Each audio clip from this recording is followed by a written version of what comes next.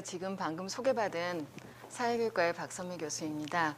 오늘은 학과 선택이 우리 아이의 미래를 바꾼다라는 이제 그 강연 주제인데요.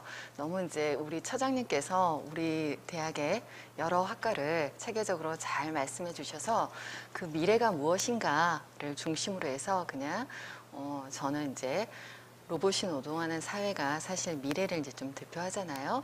그랬을 때 우리 대학 교육의 목적이 뭔가, 왜 우리 아이가 대학에서 무엇을 배워야 되는가에 대한 거를 그냥 이제 말씀을 드리고자 합니다. 사실 우리가 대학 교육을 받는다는 것은 잘 살기 위해서 대학 교육을 받습니다. 학부모님들께서도 지금 학부모님들이 이제 대학을 다닐 때 혹은 이제 젊은 날에 한번 본인에 대해서 한번 생각을 해보시면 언제가 가장 행복했는지 한번 생각을 해보십시오. 그리고 언제가 내가 가장 자랑스러웠는지 한번 생각을 해보시면 우리 아이가 행복하고 자신에 대해서 굉장히 자랑스럽게 생각하면서 생활할 거를 이제 원하시죠. 그래서 대학 교육을 어떻게 하면 조금 더 우리 아이에게 맞는 학과를 선택을 하도록 할까, 그런 관심을 가지고 여기에 이 자리에 오셨다고 생각을 합니다. 그런데 이제 내 자녀가 학부모님들의 나이가 되는 건 아마 20, 30년 이제 후일 것 같아요. 그런데 20, 30년 전과 지금 현재의 이런 사회를 보면은 굉장히 많이 변화했잖아요. 그렇기 때문에 우리의 경험을 통해서 아이에게 내가 살아보니까 이렇더라, 그러니까 너 이 방향으로 가야 돼 라고 이야기하는 게 굉장히 조심스러운 시대입니다. 왜냐하면 너무나 미래가 빠르게 바뀌기 때문인 거죠. 그래서 아이하고 가장 먼저 여기에 이제 오신 학부모님들은 아이에 대해서 관심이 굉장히 많으신 학부모님들이시잖아요. 그렇기 때문에 제일 중요한 거는 이렇게 대학을 이렇게 알아가는 것도 좋지만 우리 아이를 아는 게 굉장히 필요할 것 같습니다. 그래서 우리 애가 언제 행복해 하는지, 언제 스스로를 좀 자랑스러워 하는지, 이런 것들에 대해서 아이하고 굉장히 이야기를 많이 해보시는 거, 그리고 또한 우리 그 입학처장님이 학과 소개를 이렇게 해주셨는데요. 저도 이제 애를 이제 키울 때 애랑 같이 홈페이지에 들어갔었어요. 대학의 홈페이지에 들어가서 애랑 이야기해보고, 그리고 그 학과를 조금 더 자세하게 보면서 함께 이야기를 하는 게 아이의 목소리를 듣는 것도 굉장히 중요한 것 같습니다.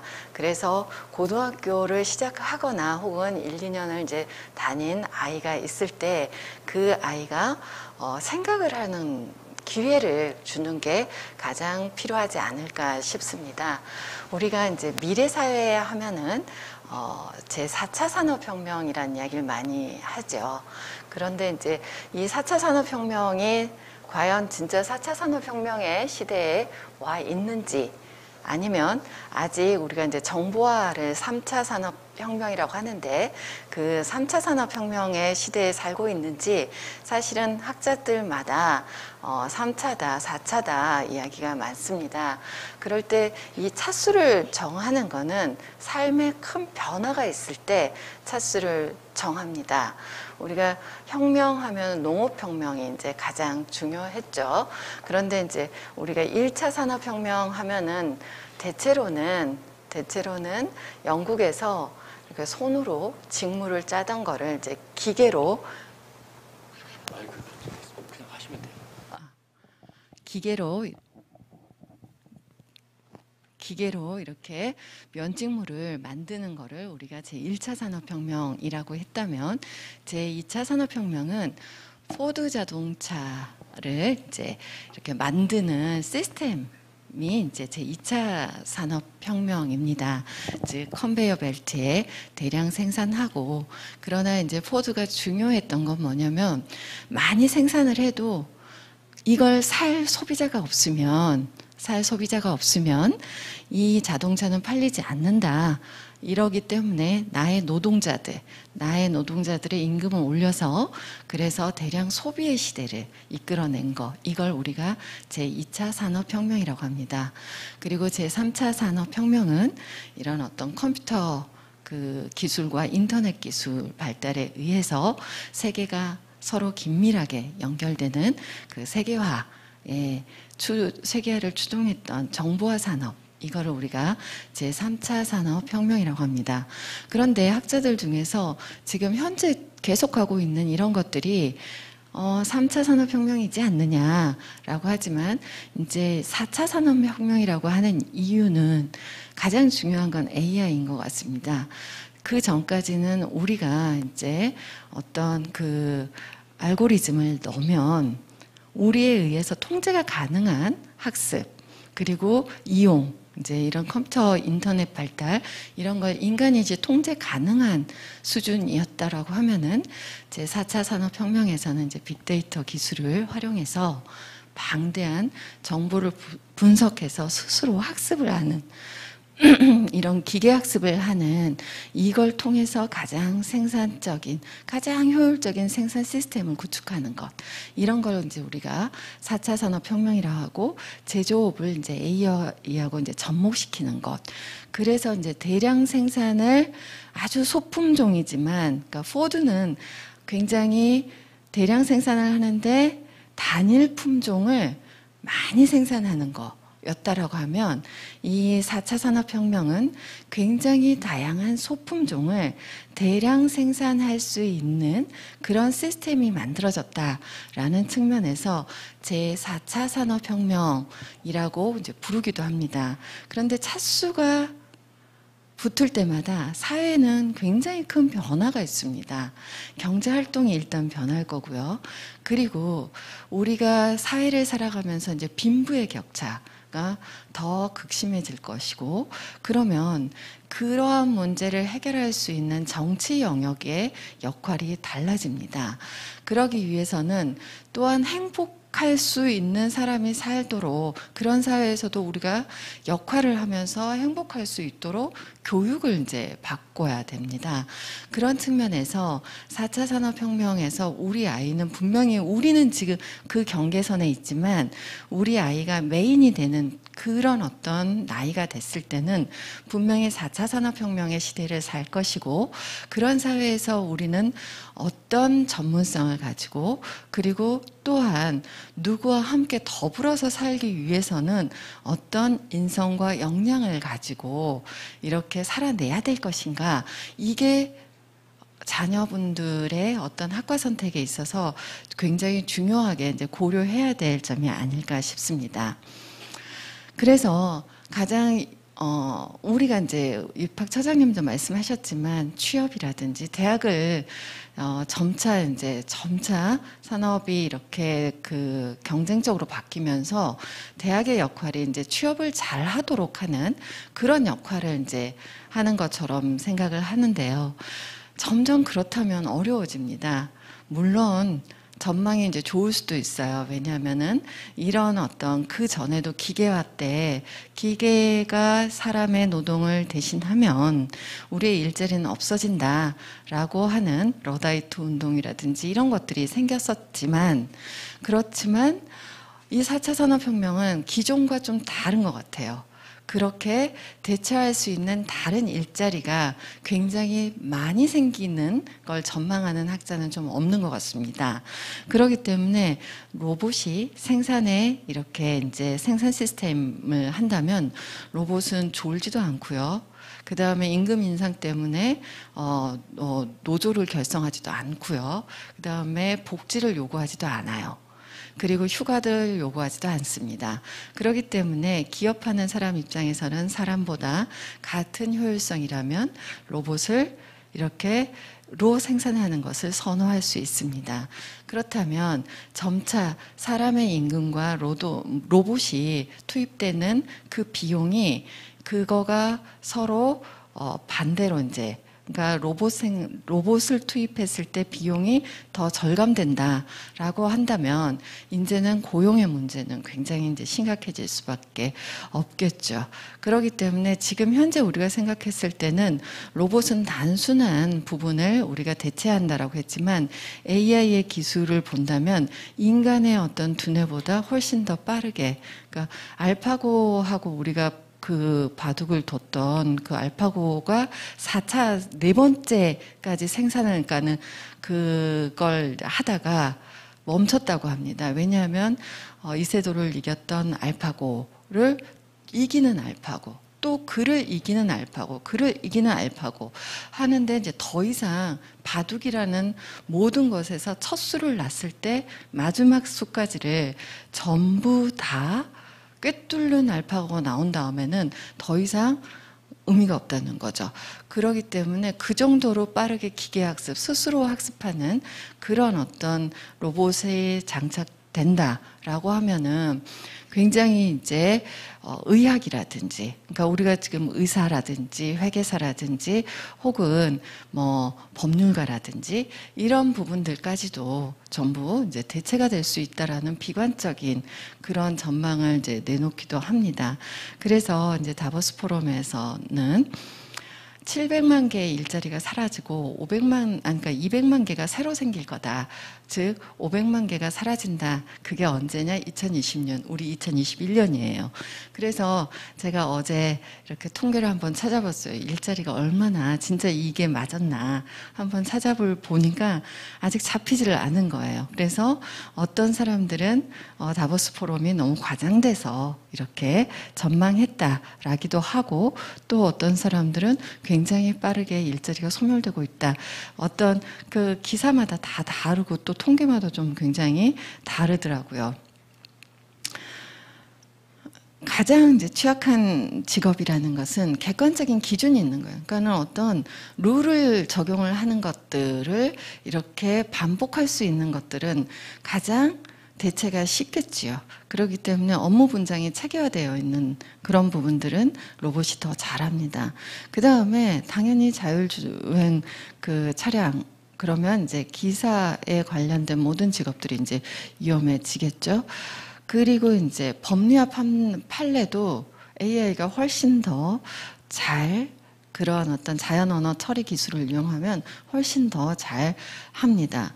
그리고 어떤 수술용 로봇에 이제 인공지능을 결합을 했을 때 지금 이 연구가 이제 활발하게 된다면 사람보다 더 실수 없는 수술을 이제 해낼 수가 있겠죠.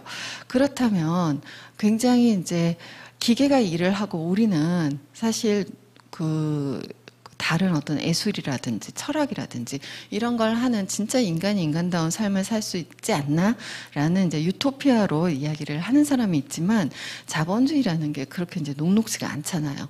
그렇기 때문에 우리 이제 대공황을 한번 생각을 해보면 전부 이윤을 추구하다 보니까 가장 먼저 이렇게 사람들을 내보내는 거죠. 사람들을 내보내다 보면 이제 호주머니에 돈이 없어요. 그러면 약간 이렇게 사고자 했던 것들을 덜 사게 되는 거죠.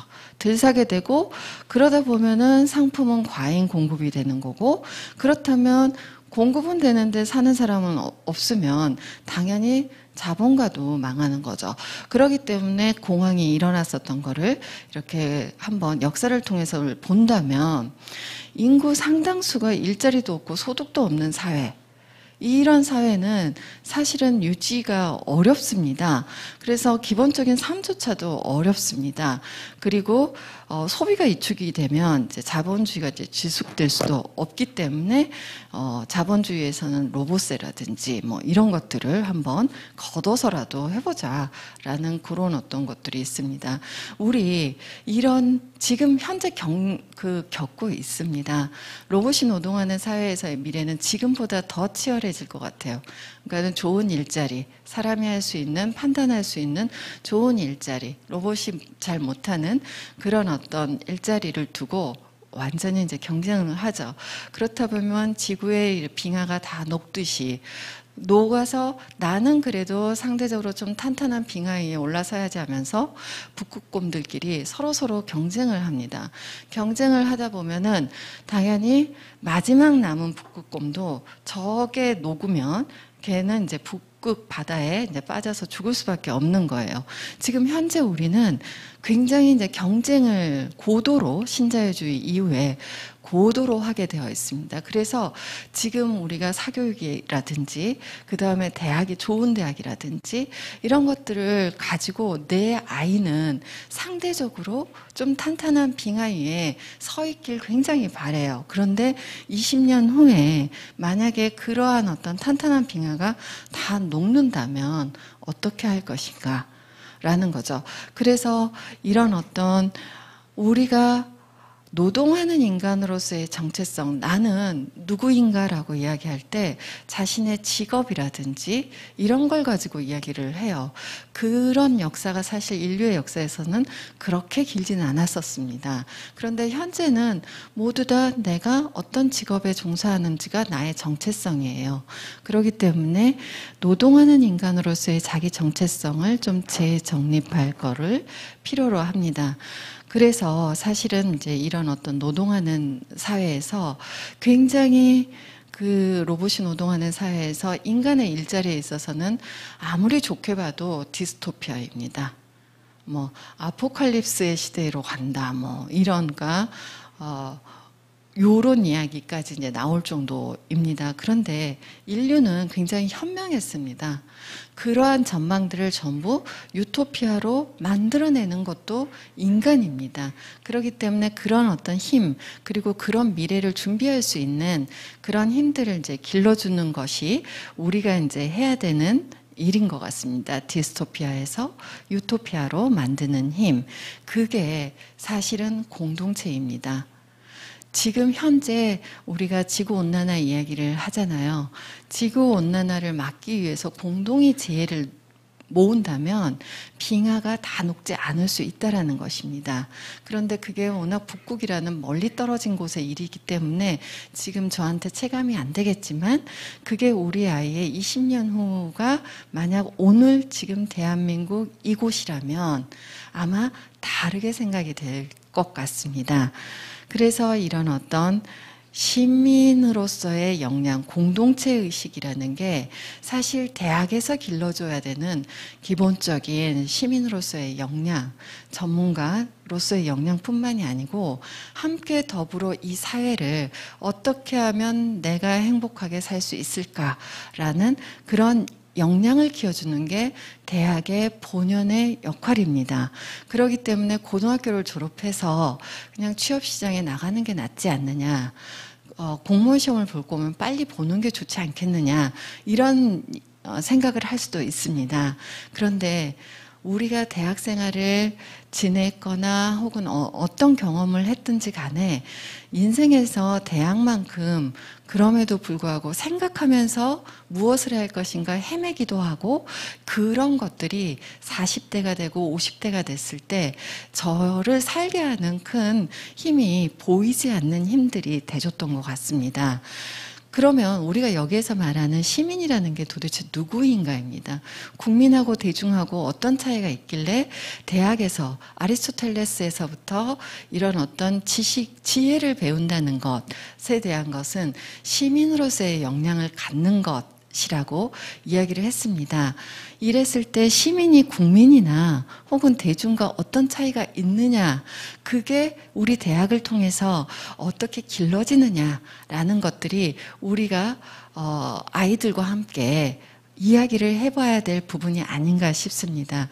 도시는 우리 인천 시민이 우리는 이제 인천에 계신 분은 인천 시민이라고 할 수 있지만 시라는 것 자체가 행정구역에 이제 그런 의미로서의 시인데 과거 중세는 이제 도시와 대체로 이런 촌랑, 농촌 사회로 이렇게 구성이 됐는데 도시는 자유민이 살던 곳이었습니다.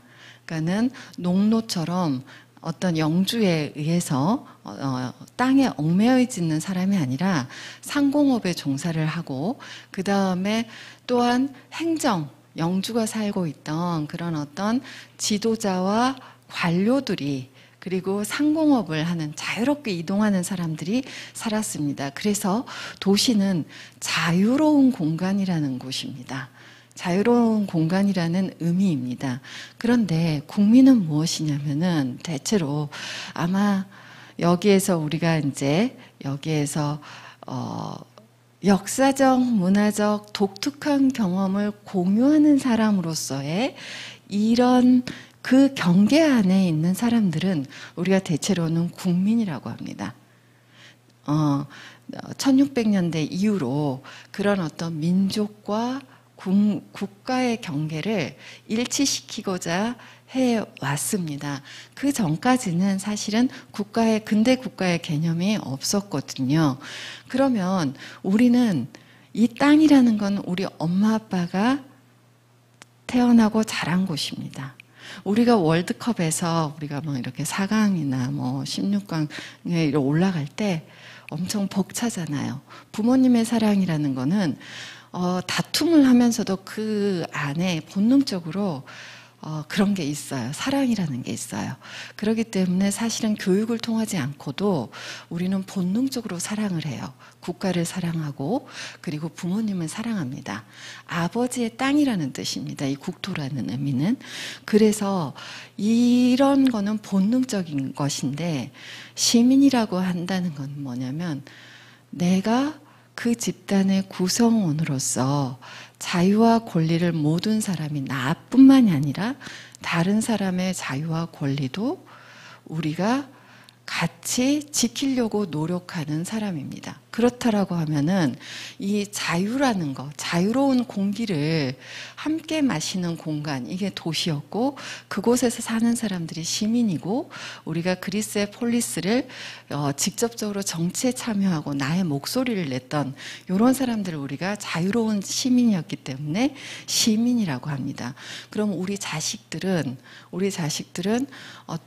이런 어떤 시민으로서의 역량이 이 인천의 공동체, 대한민국이라는 공동체, 아시아라는 공동체, 세계라는 공동체 속에서 내가 그런 어떤 개개인이 한 사람 한 사람이 저 사람을 밟고 나는 행복할래 가 아니라 저 사람도 행복하고 나도 행복할래 라는 생각을 할 수 있는 사람들이 시민이라고 합니다.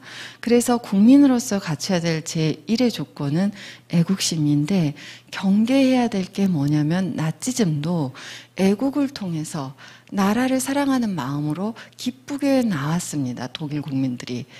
이게 자칫 잘못하면 배타적인 인종주의와 경계선에 설 수가 있기 때문에 굉장히 우리가 경계해야 되는 것이기도 합니다. 그러면 시민적인 애국심이라는 건 무엇이냐면은 우리 국내외적으로 자유와 권리를 보호하고 우리 대외적으로 우리 자국의 이익을 위해서 타국을 침범을 하거나 배타적으로 누군가를 배타시하는 것, 이런 거를 경계를 해야 된다는 마음이 시민적 애국심입니다. 우리 이 설국열차를 보면은 이제 또한 이제 대중과는 또 시민이 어떻게 달라지느냐. 설국열차라는 영화가 있습니다. 여기에서 이제 꼬리칸에서 제 엔진칸으로 옮기는 과정 중에 중간 칸에 뭐 이렇게 피를 흘리고 지나가는 장면인데 여기 이제 중간 칸에 사는 사람 그 부인이 뜨개질을 하고 있어요. 뜨개질을 하고 있는데 여기에서 사람들이 우르르 피를 흘리고 막 지나가요. 꼬리칸 사람이. 그런데 무슨 일이야 하고 고개를 한번 흘끗 들어요. 봐요. 그리고는 나를 침범하지 않으면 내 일상을 침해하지 않으니까 다시 고개를 숙여서 뜨개질을 합니다. 그렇게 왜 사람이 많이 저렇게 피를 흘리면서 지나가지에 대한 질문을 안 해요. 퀘스천이 없다는 거죠.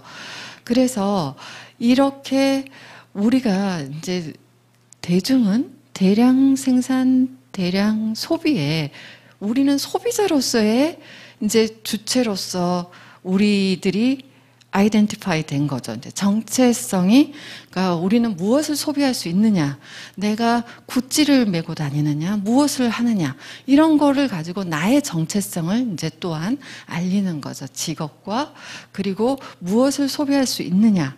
이게 이제 대중인데, 대중의 이제 탄생이 아까 말씀드린 것처럼 노동자에서 대중이 탄생된 건 화이트 칼라로부터, 그 다음에 자본을 가지지 않는 임금 노동자들의 어떤 임금 수준을 높임으로써 그들이 이제 대중문화를 향유하게 되는 거죠. TV도 나오고 되고 막 이런 식으로. 그런데 결국 가다 뭐냐면 대중의 그런 어떤 포디즘의 시대가 끝나고 서로 세계 시장을 쟁탈하기 위한 세계화가 막 급변하면서 이제 점차 국가에 어떤 세금이 많이 드는 거 싫어. 민영화 다 해야 돼. 우리도 IMF를 겪으면서 민영화라 해라, 민영화해라 하면서 고용이 불안정해졌어요. 플랫폼 노동이 막 들어와요. 그러면서 한정된 좋은 직업, 안정된 삶, 이걸 위해서 끊임없이 누군가는 오징어 게임의 가장 큰 1등은 살아남는데 나머지들은 다 죽는 그런 사회가 돼버린 거죠. 지금 북극곰에 있는 그 빙하에 녹아가는 빙하에 우리를 올려놓은 이 판이 된 거죠. 그래서 대중에 의해서 이제 통치되는 거에 대해서 정치학자들은 굉장히 이제 우려를 많이 합니다.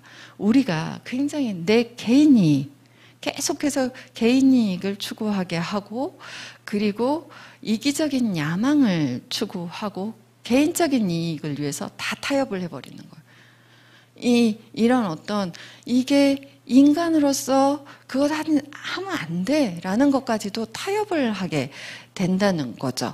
그래서 굉장히 시민의 역량을 가지지 않는 대중의 힘은 매우 위험한 민주주의입니다. 1인 1표라는 이 민주주의가 얼마나 위험한가. 그렇기 때문에 우리 이 대중에서 시민으로, 국민에서 시민으로 이런 어떤 역량을, 기초 역량을 우리 교양이나 전공을 통해서 배우고, 대학 교육을 통해서 배우고, 대학만큼 우리 인생에서 자유로웠던 공기가 없습니다. 그건 시민을 기르는 가장 기본 전제 조건이 되는 겁니다. 그래서 이런 어떤 공동체로서의 그런 어떤 시민의 역할, 사실은 공동체가 없으면 대화가 없습니다. 대화가 없으면요, 사실은 학습이 없어요. 그래서 우리가 가족 공동체다라고 하면은 이야기를 해야 돼요. 이야기하자가 아니에요. 애가 무엇에 관심이 있는가, 그리고 나만 옳다고 생각하면 절대 대화가 안 되죠. 저도 우리 애랑 애가 중학교 1학년 때 게임에 너무 이제 올인을 하는 거죠. 그래서 애랑 싸워도 보고 엄청 많이 이제 다툼이 있었는데 해결이 안 돼요.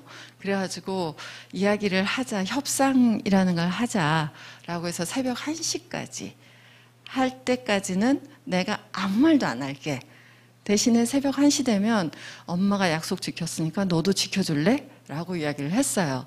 그런데 처음에는 설마 말 안 하겠어? 라고 하는데 점차 애가 1시에 자기 방으로 가는 거예요.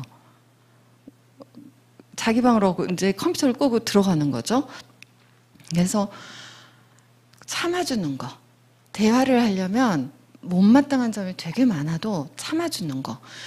대화가 있으면 이제 공동체, 그러니까 공동체가 없으면 우리가 그런 사랑의 마음이 없으면 공동체가 없는 거죠. 공동체가 없으면 일단 대화가 없어요. 대화가 없잖아요. 그러면 이때 학습이라는 건 뭐냐면 막 공부하는 게 아니에요. 변화예요. 우리가 공부하는 이유는 지금 공부 전에 여기였는데 공부 후에 이렇게 변화했어요. 이 변화거든요. 대화를 해서 아이가 변화가 있어야 돼요. 그렇기 때문에 학습이 이 변화라는 게 없으면 사실은 교육이라는 게 아무 의미가 없는 거죠. 그런데 교육이 없으면 시민이 없습니다. 시민이라고 하는 거는 자유롭게 사고하고 판단하고 내 의견을 이야기할 수 있어야 돼요.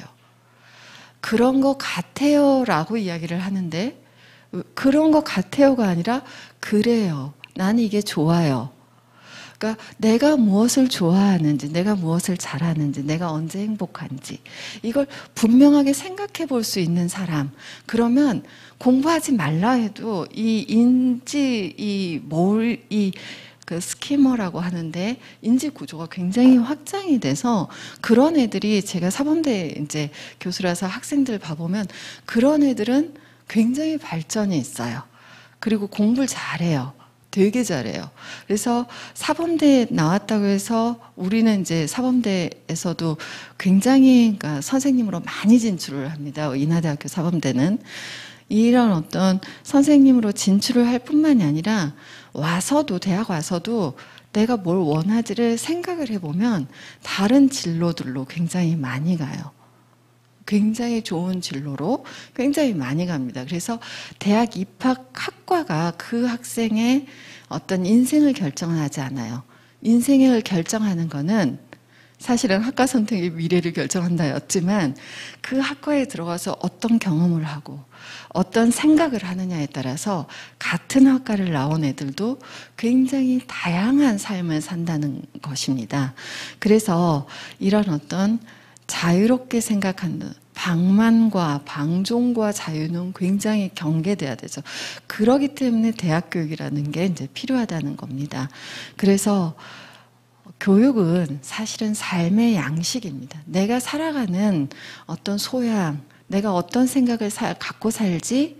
그래서 파이데이아라고 해서 아리스토텔레스는 우리가 사람이라는 것은 교육을 받는다는 것은 무지의 상태에서 지적인 상태로 변화하는 것을 우리가 파이데야 이걸 굉장히 이제 강조를 했습니다. 교육이 사적인 이익에 집착하는 대중, 우리 굉장히 배타적인 애국심에 집착하는 국민으로서 좀 더 거기에서 벗어난 조금 공적으로 자유로운 시민으로서의 이제 변화 가능성은 교육을 통해서 가능합니다. 그래서 국민은 자연의 산물입니다. 내가 태어나고 싶어서 대한민국에 태어난 게 아니고 내가 태어나고 싶어서 우리 부모님의 아들이나 딸로 태어난 게 아닙니다. 자연의 산물입니다. 우리는. 그러나 시민은 자연의 산물이 아니고 교육의 산물입니다. 그렇기 때문에 대학에서의 이 공기의 호흡, 무엇을 내가 하기 위해서 대학에 오나에 대한 어떤 생각을 가지고 오는 친구하고 여기가 취업이 잘 된대 라고 가는 친구하고 대학 생활이 굉장히 다릅니다. 얘가 주체적으로 생각하는 애들은 어떤 과에 가서도 눈에 띄고 그 나름의 졸업 후에 진로가 굉장히 멋져요. 정말 생활이 멋져요. 그런데 서울대를 가더라도 사실은 그런 생각 없이 오는 경우에는 사실은 내가 여기에 왜 왔지? 왔는데 열심히 하고 왔는데 그 다음에 뭐 해야 되지? 누가 말을 해주는 사람이 없어요. 방황하기가 너무 쉽다는 거죠. 심지어 대학에 왔는데 과외를 하는 경우도 있어요. 그런 걸. 그러면 취업한 다음에도 과외를 해주는 경우가 또 있는 거예요. 우리 애가 오늘 지각할 것 같아요도 회사에도 부모가 전화하는 경우가 있다고 이제 하는 자기 주체성으로 사는 애들은 어느 대학, 어느 학과를 가도 굉장히 잘 개척합니다. 그런 힘을 키워주시기 바랍니다. 우리 교육, 다 시간이 되는지는 모르겠지만 한번 이 유튜브를 보시면 한번 열어주실 수 있으세요? 이것도 설국열차에 이제 아마 보셨을 거예요. 설국열차에 마지막 쯤에 이제 그 중산층의 이제 교육 학교인데요.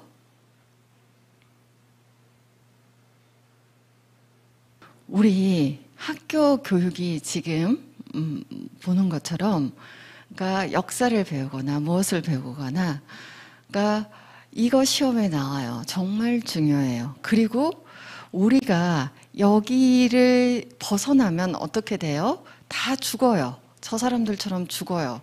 라고 가르치고 있어요. 가정에서나 학교에서나 만약에 그렇다면 아이들은 뭐냐면 정말 만세 만세 만세 이것밖에 길이 없어. 이 길만 가야 돼. 라는 그런 아이로 키울 수가 있는 거죠. 이곳에서는 정말 미래사회, 정말 이런 어떤 지식을 암기해가지고 아이들이 좋은 대학을 갔고 그리고 거기에서도 암기를 통해서 졸업을 했어요. 그런데 나 뭐 할 수 있지? 못하는 거죠. 너무 많이 못해요. 아마 그 고교학점제도 그런 의미 때문에 들어왔어요. 그러니까는 네가 선택을 해봐라. 우리는 지금 선택지를 아이들한테 주질 못하고 위험해 선택하면 안 돼. 그거 떼찌 이러면서 어렸을 때부터 키웠거든요. 그렇기 때문에 선택하고 위험을 스스로 느끼고 감수하라는 거죠. 그래서 이 루소의 이제 그 에밀이라는 책이 있는데 거기에서 한 가지가 뭐였냐면 에밀이라는 애를 이제 그 가정교사로 이제 가르치는데 애가 너무 화가 나서 화병을 던져갖고 자기 방 유리창을 깬 거예요. 꼬마애가 5살짜리가. 그러면 학부모님들 같으면 어떻게 하겠어요?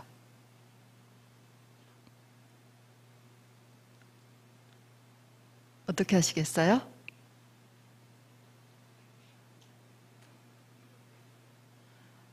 당연히 야단치고 치우고 다시 그러면 안 돼 이러잖아요. 그죠? 그런데 루소가 있을 때만 해도 이렇게 막 이렇게 유리창 같은 것도 쉽게 교체하고 이럴 수가 없어요. 절대로 부모님한테 치우지 마세요라고 한 거야. 유리창 치우지 마세요. 그리고 그 다음에 유리창 갈아주지 마세요. 그때가 겨울이었어요. 아이가 달달달달 떨면서 자면서 뭐냐면 내가 아무리 화가 나도 다시는 유리창 깨지 말아야지. 경험을 통해서 학습을 하고 변화가 일어나는 거예요. 내가 생각하는 거, 내가 왜 그래야 되는가 생각을 해보고 내 행동을 만약에 했어요. 행동을 통해서 이렇게 깨달을 수 있도록 하는 이런 어떤 어렸을 때의 교육에서부터 대학의 교육까지는 우리가 미래사회, 로봇과 인간의 가장 큰 차이는 질문이에요. 질문을 던지느냐, 질문을 던지지 않느냐예요. 모든 규칙이 있는 것들은 인간보다 훨씬 잘해요, 로봇이. 하지만 아이들이 왜라는 것, 왜 그래야 돼? 왜 군소리 말고 이게 내가 살아보니까 옳더라.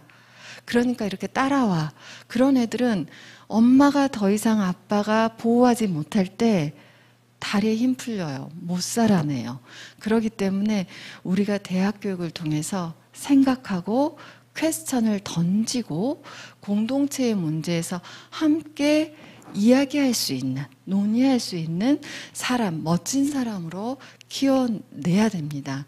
우리 인하대학교는 이런 어떤 교양 프로그램뿐만이 아니라 그러한 어떤 아이들을 키워주기 위해서 굉장히 항상 교육과정에 대해서도 고민하고 그리고 계속해서 바꿔내고 있습니다.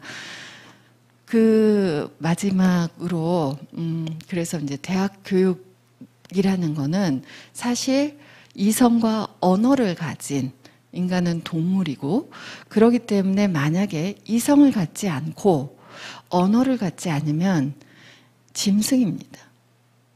우리가 이성을 갖고 상호작용하는 그러니까 말하고 소통하고 생각하고 퀘스천 던지는 질문하는 힘 이런 어떤 사람들 이런 사람이 좋은 사람 좋은 훌륭한 시민 이런 시민을 길러주도록 대학에서 아이들이 무엇을 정말 원하는지 먼저 아이들이 무엇을 잘하는지 무엇을 할 때 행복해 하는지 대화를 나눠보십시오.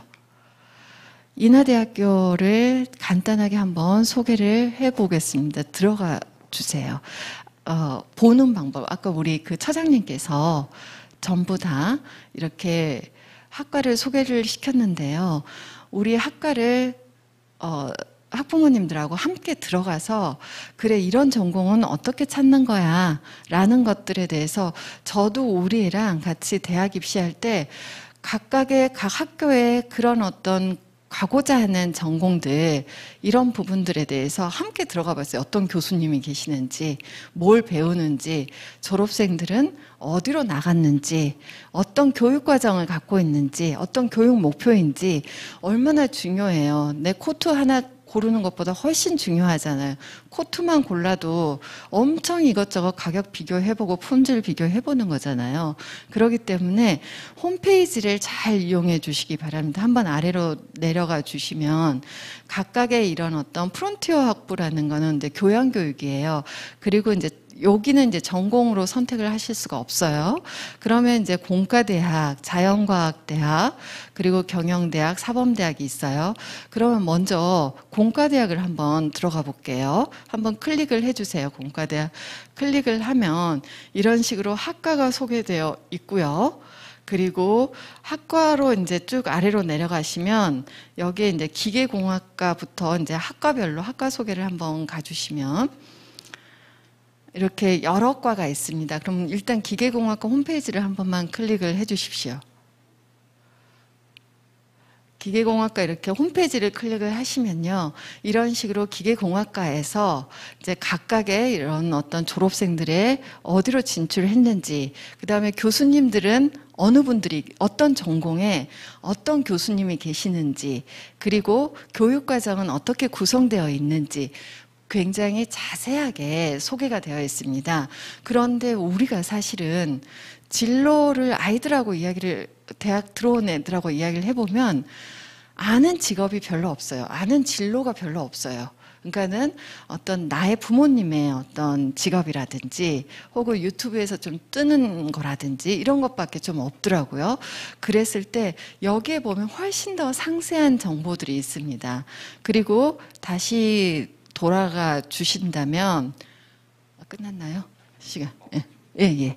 이런 식으로 해서 우리 이 대학도 교육과정이 끊임없이 바뀌는 게 보면은 이런 미래융합대학이라든지 그 다음에 소프트융합대학이라든지 이런 대학들은 시대의 변화에 따라서 이러한 전문성을 키워주기 위해서 이렇게 교육과정을 개편을 합니다.